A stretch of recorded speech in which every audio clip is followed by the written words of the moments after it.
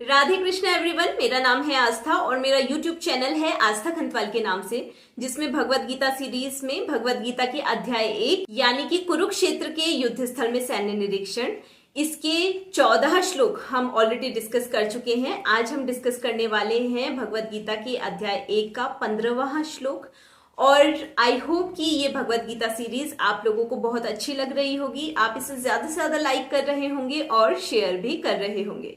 तो चलिए डिस्कस करते हैं भगवत गीता के अध्याय 1 का श्लोक नंबर 15 यानी कि 15th श्लोक। सबसे पहले श्लोक देखेंगे, उसके बाद उसका अर्थ समझेंगे और उसके बाद मैं आप लोगों के साथ में डिस्कस करूंगी उसका भावार्थ जो भी मुझे समझ में आया होगा।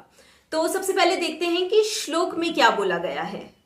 तो श्लोक में बोला जा रहा है, पांचजन्यम ऋषिकेशो देवदत्तम धनंजयः पौंड्रम दधमो महाशंखम भीम कर्मा वृकोदरः। अर्थात श्री कृष्ण ने अपना पांचजन्य शंख बजाया, साथ ही साथ अर्जुन ने अपना देवदत्त शंख बजाया और साथ ही साथ अति भोजी यानी कि अत्यंत भोजन ग्रहण करने वाले और अति मानवीय कार्य करने वाले भीम ने अपना पौंड्र नामक शंख बजाया। तो चलिए अब समझते हैं कि इस श्लोक से भाव क्या निकल कर आता है। तो इस श्लोक में जो भगवान श्री कृष्ण हैं उन्हें ऋषिकेश नाम से बुलाया गया है या संबोधित किया गया है। ऐसा इसलिए क्योंकि जो भगवान होते हैं वो समस्त इंद्रियों के स्वामी होते हैं और हम सभी जीव जो भी इस जगत में रहते हैं वो सभी भगवान के ही अंश से बने हुए हैं। तो इसका मतलब है जैसा भी हम कार्य कर रहे हैं, जो भी व्यवहार हम अपनी इंद्रियों के द्वारा कर रहे हैं, वो किसके द्वारा निर्देशित हो रही हैं? वो भगवान के द्वारा निर्देशित हो रही हैं।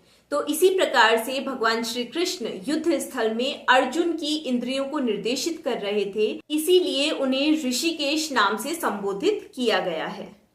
वैसे भी ये हम सभी लोग जानते ही हैं कि श्री कृष्ण के और भी कई ढेर सारे नाम हैं, जैसे कि उन्हें मधुसूदन के नाम से बुलाया जाता है क्योंकि उन्होंने मधु नाम के असुर का वध किया था। उन्हें वसुदेव का पुत्र होने की वजह से वासुदेव के नाम से बुलाया जाता है। देवकी को अपनी माता स्वीकार करने की वजह से उन्हें देवकी नंदन के रूप में बुलाया जाता है। उन्हें यशोदा नंदन के नाम से बुलाया जाता है। साथ ही साथ अर्जुन का सारथी होने की वजह से उन्हें पार्थ सारथी के नाम से भी बुलाया जाता है। वैसे इस श्लोक में अर्जुन को धनंजय के नाम से संबोधित किया गया है क्योंकि अर्जुन के बड़े भाई यानी कि युधिष्ठिर को जब भी यज्ञ करने में धन की आवश्यकता होती थी तो उनके साथ में अर्जुन सदैव खड़े होते थे और उनकी हमेशा सहायता करते थे। उसी प्रकार से भीम को यहाँ पर वृकोदर के नाम से बुलाया गया है क्योंकि जो भीम है वो अति भोजी हैं, यानी कि बहुत ज्यादा भोजन ग्रहण करते हैं, साथ ही साथ बहुत ढेर सारे मानवीय कार्य भी करते हैं। जैसे कि उन्होंने हिडिंबासुर नाम के जो राक्षस है उसका वध किया था, उसी प्रकार से। तो इस प्रकार से इस पूरे के पूरे श्लोक के माध्यम से ये बताया जा रहा है कि श्री कृष्ण ने, अर्जुन ने, भीम ने अपने अपने दिव्य शंख बजाए हैं। उनके शंखों की कुछ ना कुछ विशेषता है और अर्जुन के यानी कि पांडवों की सेना में श्री कृष्ण यानी कि भगवान स्वयं उपस्थित हैं और जहां भगवान उपस्थित होंगे वहां पे लक्ष्मी माता यानी कि श्री जी का आशीर्वाद भी हमेशा रहेगा ही रहेगा। और ये सब कुछ जो कौरवों की सेना है यानी कि दुर्योधन की सेना है उसके पास में नहीं है। तो इससे ये समझ में आता है कि जो कौरवों की सेना की पराजय है या हार है वो निश्चित है, जबकि पांडवों की सेना की जीत निश्चित है।